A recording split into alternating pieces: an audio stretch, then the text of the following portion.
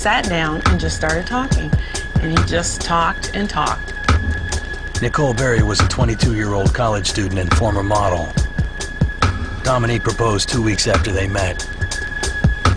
I guess, it was a vulnerable moment, so it made you more focused on how precious every minute is. The wedding plans caught the Wilkins off guard and sparked a bitter family feud. I couldn't even comprehend exactly everything that was going on. I couldn't believe that people were behaving so badly. Everybody says things when they're mad, you know. She might have said some things to us that wasn't right, and we said some things to her. The Hawks' leading man found himself starring in a sports page soap opera. Whenever that kind of controversy, with family, you're always in the middle. Even if you don't want to be, you're in the middle. Dominique was the oldest. There for me, if I had any kind of problem, when she came in, that stopped. So I was devastated. She had threatened my life, and I was afraid to do anything, so.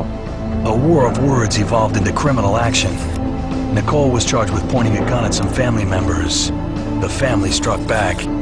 We had the closet full. My side was empty. Everything was in the pool. The pool had to be drained, and all my stuff had to come out, and it was all ruined.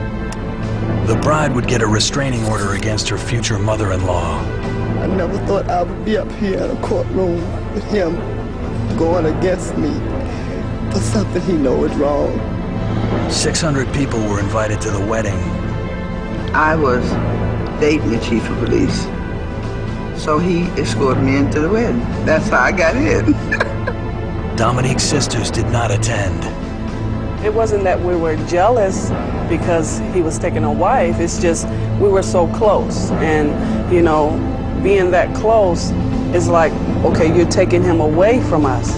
In all my wedding pictures, you see a man in a nice suit sitting quietly. Well, that was my undercover police officer. As outlandish as it seems, it all happened. By the winter of '92, Dominique was more than ready to return to his first love. It just would give me chills because I was in love with him. I had no idea how much everyone loved him. Women were just crying because they were so happy that he was back and healed.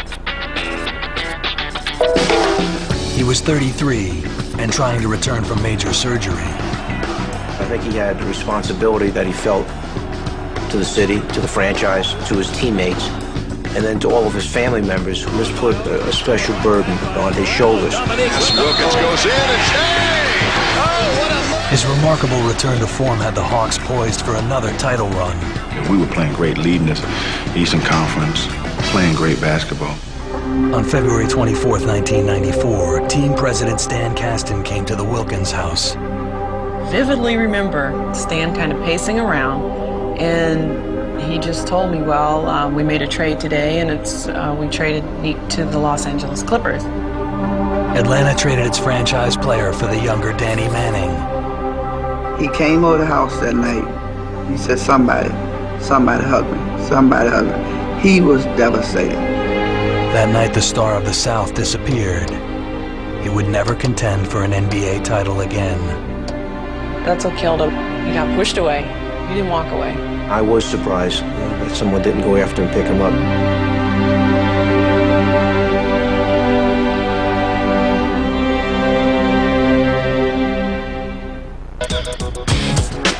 March 24th, 1994. Dominique Wilkins in a Clippers uniform for the first time.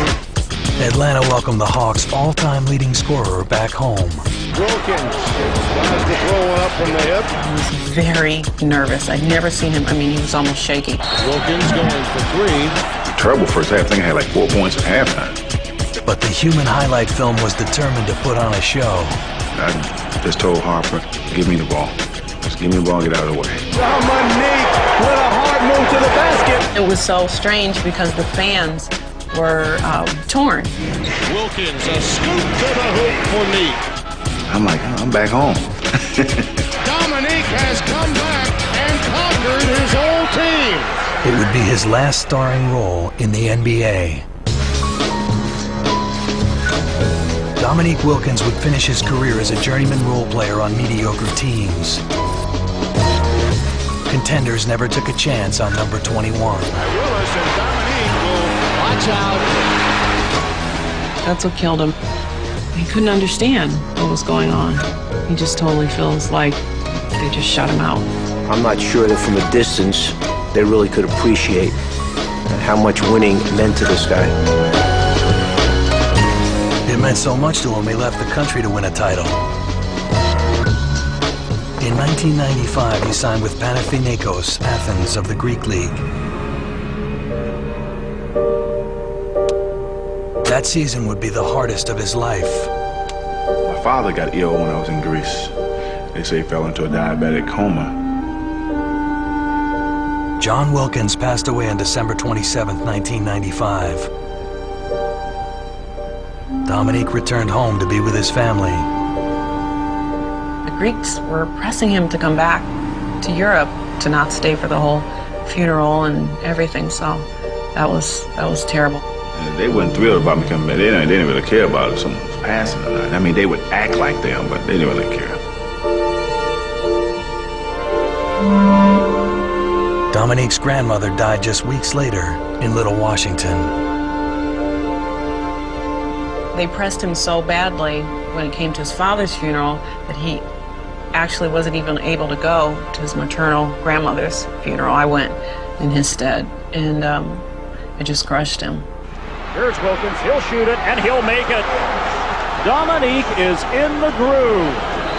Emotionally spent, physically exhausted, Dominique would win his championship in the city of his birth. And that is it, a wild finish at the buzzer. Panathinaikos are the European club champion.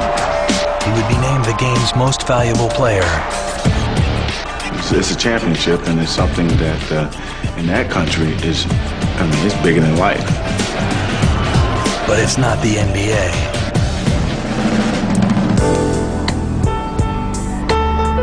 It's tough to walk. It's still tough to walk with. I watch games now, I'm like, man, what is this guy doing? He was depressed. With him not having a goal, he was just lost. To the fans of Atlanta, I want to say from the bottom of my heart, I love you more than you ever know. And I appreciate all the support over these years. Life beyond the game proved too much for their marriage. Because he was miserable. She was miserable. They were just two young people that didn't know which way they wanted to go. The women who had once hated the union now see the wisdom in keeping it intact. I said to Dominique, maybe, think about talking about getting back with your wife. He looked at me and said, I can't believe it's come from you. We all make mistakes, but forgiving is the best part. Dominique is back in Atlanta with his family and the Hawks. Starting all over again in basketball, but on the other side, on the management side. If it could end the way you think it should end, Dominique would win his championship, be named one of the 50 greatest players in the NBA, which he should be. He wasn't recognized as one of the top 50. To me, Dominique is one of the top 25. He would still be playing right now if anybody invited him to. He'd put on his shoes, socks, and go. Still, get out there, shoot him. You don't lose the touch. You may lose the knees, but you don't lose the touch.